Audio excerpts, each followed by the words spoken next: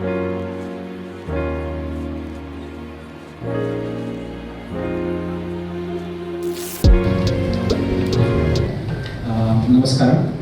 I think a lot of people here in Coimbatore also understand Telugu.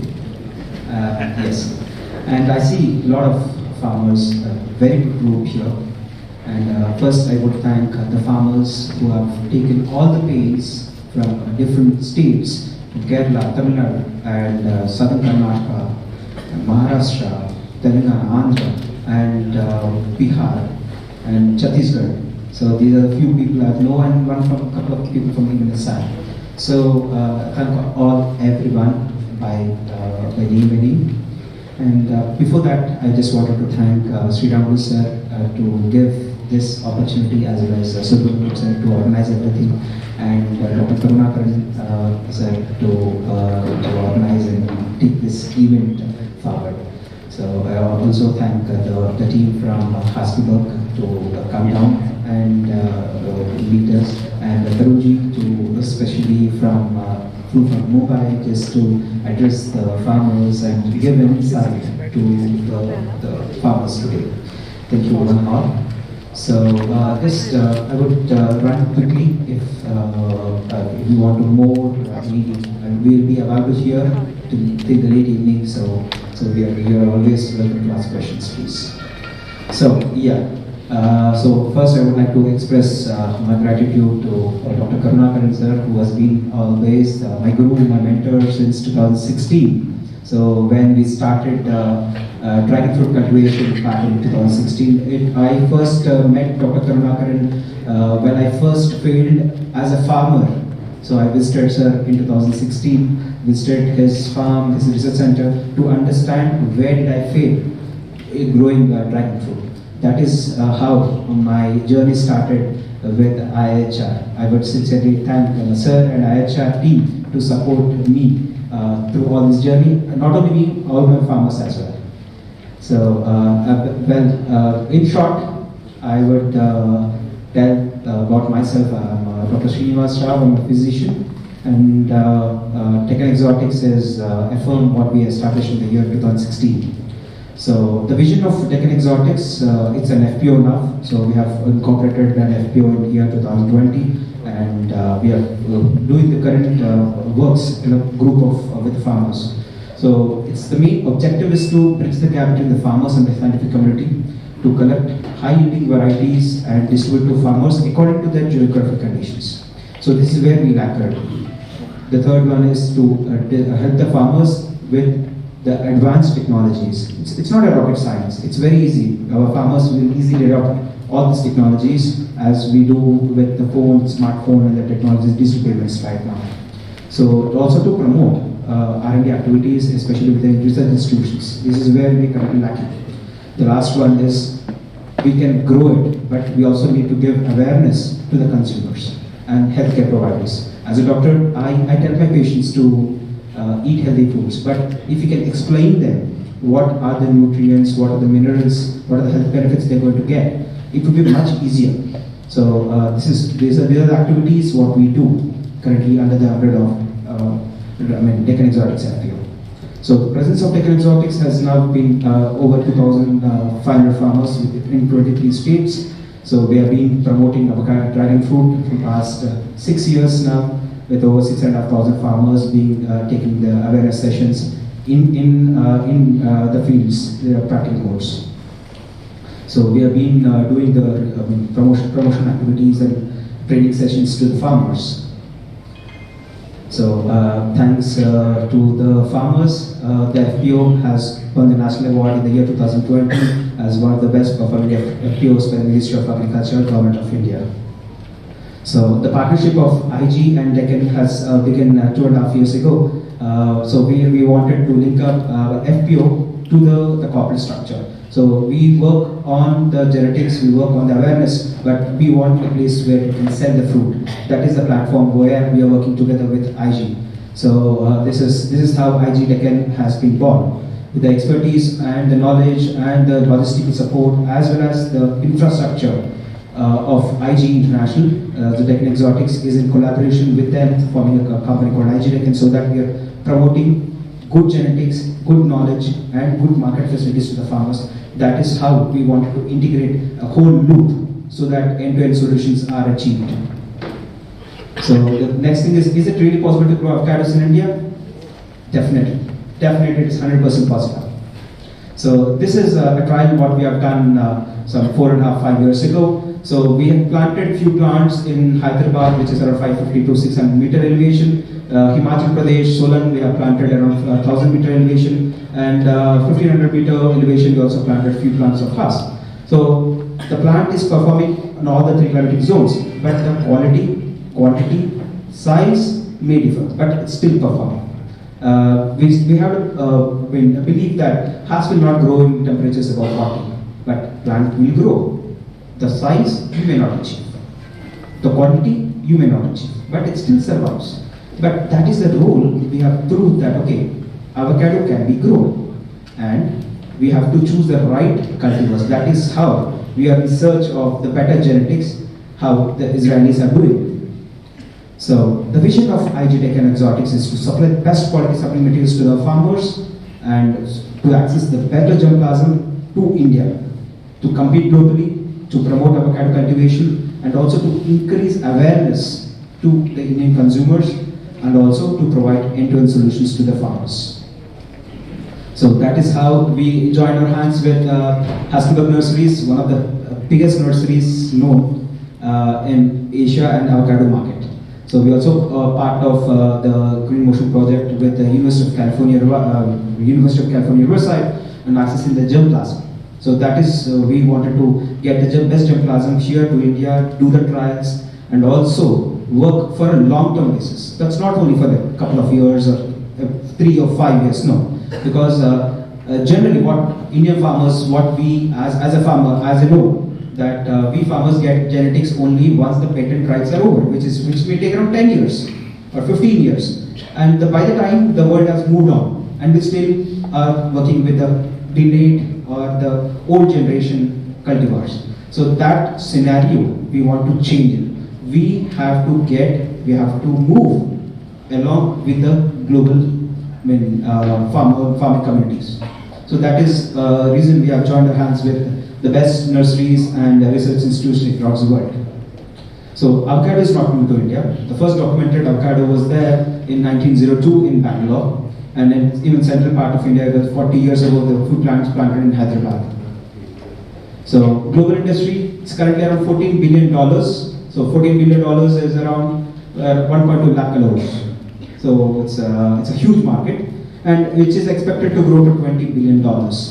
So that is 1.6 lakh crores, and it's a time where the Indian market, Indian farmers take the major chunk. So this is the vision of the IG Deccan. So when we take the global scenario, it's about 82% goes to the America, both the North and South, the Africans, and it's a minor share. But black skin varieties dominate the current market. And currently, it's over 85,000 tons India is currently importing. And China, when we compare to the data with China, so which were around the same statistics, which were being, when we take it from past 10 years, they grow from 500 tons to 2,000 tons, 2,000 to 5,000, 5,000 to now 50,000 tons. So we have the same trend because the Indian middle class is expanding, growing, and becoming more economically stable with the same as the trending as the China. So when we take global volumes, so avocados is around 3.6 and mango is around 3.4. And India has around 52% of whole plantations of mango in the world. But the other side, when we go, it's sad to say that we only export 1.1% of the produce what we do globally. So it's around 27,000 tons. That's the EPEDA data last year, 2 years ago. So it's a pity state, but no, we have to catch up. So when we take the data from past, let's say 10 years, so 2005, 2010, so there is a 55,000 tons yearly production increase. And when we take it from 2017 to 22, there is a massive increase of around 1.8 tons per year. There's a huge demand and which will grow at a rapid pace. And I mean, there are a lot of plantations coming up in Africa and the other countries. And that's the turn now for India. So we have to catch up. So mostly it's about the US, where the major part of the avocado is being sold. Next is Europe, and 20% is the rest of the world. And hardly, it's we're a very minor stake. So as you know, there are three different species: the Mexican species, the Guatemalan, and the West Indian races. The traditional varieties what we grow in India, it's the West Indian races. West Indian races which are less in oil percentage, and the good side of the West Indian races is they are temperature tolerant. They are very high yielding. The other side is oil content is less, the water content is more, shelf life is less. There is no international demand for it. And as a trader, when we see it, it's difficult for a trader to source the fruit, handle it, then distribute it to the distributor, and the consumer when he buys it, it's not ripe, it's not properly, it's bitter, it's not fully harvested. So there are a lot of factors determining it. So, and the Guatemalan races are mostly the hybrid varieties what the international market currently uses. So the Mexicans are the native breeds usually, and the Guatemalan races are the hybrid varieties which commercial growers usually grow. So these are the real facts. The price for the Indian avocados range from 30 rupees to 70 rupees. Sometimes we get it a massive price, 150 rupees also. But it's not stagnant. But if the consumer buys it from the supermarket, it's around 300 rupees a kilogram, but the farmer gets hardly 50 rupees. So where is all this going? So we have to make sure the farmer gets the right price because he has a right variety with him. So that is when we can demand the better price. So that is the gap we have to fill it up. When you have a better produce, you can sell it easily. If you are not afraid that your produce is not going to spoil in next 1 month, 2 months, 3 months, the confidence you have as a farmer, it's really, you cannot compare. Because the fruit what we produce now, within a week's time, it just fall from the tree, right? And it's watery, soggy, you cannot store it, you don't know it's ripe or not. So, but the improved varieties can hold up to 2 months on the plant. And you have specific indicators when to harvest, how to transport it. Shelf life is much higher. And for a trader, it's a very greater advantage. And so when you store it in the right conditions, it can up to be there at 45 days to 60 days. So these all are the benefits of the newer improved cultivars. Currently, as I told, it's 5,000 tons, 70% goes to the unorganized sectors in Indian market, 20% to the supply chains, the restaurants, and 10% goes to the dairy market. And that 10% is now rapidly increasing. So why do we avocado farmers fail in India? Even because, especially we do not have the right planting material, knowledge, and we do not understand what really sells in the market. The second thing is the consumers are not aware. Because consumer buys 300 rupees a normal variety and when he goes back to home and sees it's not ripened, it's not good. And next time he will not come back to eat the right fruit. So that's a major challenge what we face. And we see a lot of activity on especially the social media, Instagram, Facebook, YouTube channels and influencers. But they say it's only avocado, but they don't educate what kind of avocado it is. So people generally do not know it, go to the supermarket, buy it, taste it, they get a weird experience and gone. So that is where we need to educate the people. So availability, that's a major challenge because in India, major areas what we grow, especially in the month of August, September or maybe June, July, is some season where we get most of the avocados in India. But if we can extend that period, at least 6 months, so at least we can have a greater period, and especially October, November, December is the best time, the best prices where we can get for the avocados. That is the highest demand. So we need to target that specific window period, right from October, November, December. That's the best time. And the major problem is we buy saplings from a nursery. In India, nursery means you don't have a proper protocols. We don't have any kind of systemic system going on with proper protocols being taken care in the nursery. Maybe we have a small shed or a greenhouse. You could just grow it under a tree with soil. Not only buy the plants, we also buy the infections with that. So these are myths of avocados: high water consumption, high on investment, future markets, quality of saplings. So these are the major problems what we face, especially the Phytophthora. So this is the cycle what we most generally we see here, especially in these areas. So the conditions what we are trying to work with is the hot climatic conditions as well. So yeah, there's an important slide I just wanted to show you. So we have taken up an ecological study with the help of National Bureau of Plant Genetical Research, so that we identify the zones where which climatic conditions, which varieties are more suitable, and where we can suggest those things. So we have taken up around data of 19 variables like temperature, maximum minimum temperature, rainfall, humidity, as well as intensity, wind speeds, altitudes, and we have come up with these data comparing to the 13 different countries, each country with 5 specific growing areas. So we have taken data from all over the world. So we have got this data, so where we can suggest the farmers which varieties can be grown, and we have data right up to the district level right now. So we are still evolving, and we can definitely, with the help of Udi and the team, I think we can definitely help the farmers in the right direction. So this is Jordan Valley. It's a very hot climatic conditions. The temperatures here can go up to 48 degrees. The winters minus 2.5. And it's not at the same sea level. It's minus 180 meters below the sea level. So these conditions, they are able to grow good varieties of avocado. So when it is possible there, it's definitely possible here.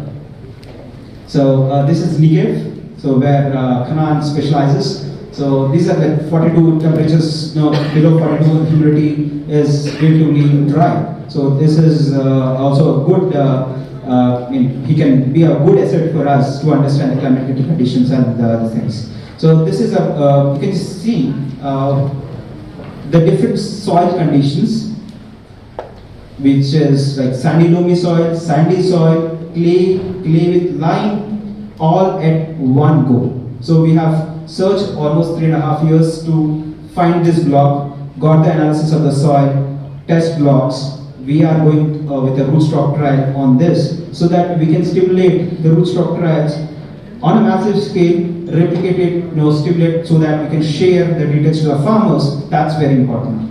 So we have already started this trial in Hyderabad, and which is going to be a center where we are going to teach the farmers, help them out, what the systems are, how to space in. So these are the raised bed system, what we do, what we demonstrate for them. So these are little economics of the avocado. You can just have a click if you're really interested. So let me understand, but for most of the farmers, that what is a scion, what is a rootstock. So rootstock is the one which is below the soil and which is the real hero, not the scion, because it determines the survivability, the growth, the production, tolerance, disease resistance, and what. So the real hero is the scion, the rootstock, which we really do not, never give attention to. So this is the real success where the Western growers are really focusing on. So yeah, so there are 3 different origins for rootstocks: the seedling origin, clonal, and the tissue culture. Seedling origin, what the unknown seedlings, what we are currently using in India. So we don't know what the genetics are, what the characteristics are. So the next version was the known seedlings, they're specifically bred for performance, like lime tolerance, saline tolerance, as well as compatibility studies were also done, and with suit for which soil type of soils. So the clonal is the next generation, which the world has already adopted. In the future, the tissue culture. So these are some pictures how they do it. So why the Israeli growers succeed? Because They have the ideal rootstocks, temperature tolerant, high yielding, disease resistance is there, saline tolerance is there, and vigor is really amazing. So these are the rootstocks from across the world, and most of them are accessible from IG Deccan. And these are the exclusive rootstocks what we are working on with Haskelberg. So the Avocado series is the results are really amazing. These are the research of Haskelberg over a period of 40 years. So it's really working there. So these are some characteristics of a plant, ideal plant. So these are ideal characteristics of a fruit. So I just run quickly from this. So the ideal, where we see the skin color changing. So for the global demand, for Indian perspective, I think we have these options now: the Haas, non-Haas, Pinkerton, and Etica. So they're the good conditions, and especially Haas is for the good climatic conditions, not go about 35, 36 degrees is the max where they can grow. But non-Haas is an option where, especially when we go to Europe, we go to the other side of the Coimbatore, and it's where temperatures are above 40 degrees. The Lampas is a perfect example for that. Even central part of India, Lampas is a good example. And above 44, 45, Pinkerton is a very good example where we can grow avocados. And it's a very good taste, good size, good production. So I think Pinkerton is a very good option where temperatures reach up to 45. So these are the California avocado varieties which are being sold worldwide. And these are the products which are there across the world. In India, we are just starting with it. Then this is the future, what we see. So this is a Green Motion project with the help of Riverside. We are also working for the future. So we also need to compete with the global varieties. So the new varieties will be there maybe 5, 10 years later. But we are already working on it. So we are also first nursery in India to do the proper propagation of nurseries and sell the plants of clonal plants. So I think with the economical side, definitely it's on a higher side now. In the future, we are looking out to decrease the prices to very economic levels so that farmers can take it out. And the other slide I just wanted to add is about the growing of the year-round production, which we can do around 6 to 8 months of production. That is a real target when the farmers can have an access to these varieties. I think we can do really wonders. And this is like, you can just contact us, these phone numbers, and we have a YouTube channel. You can directly get into touch with us, Facebook, Instagram. So any questions, queries, you can WhatsApp us. We are ready to answer them from Monday to Saturday, 9 to 5 p.m. So yeah, thank you very much. I will be here. And thank you all for giving me this opportunity. Thank you, sir.